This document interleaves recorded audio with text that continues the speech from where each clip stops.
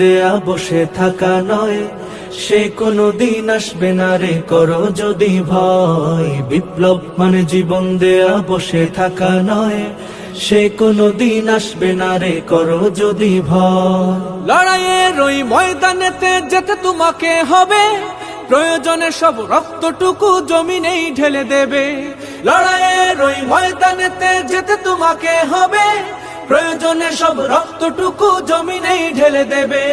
তবুও তোমায় লড়তেই হবে, মানিবে না পরাজয়।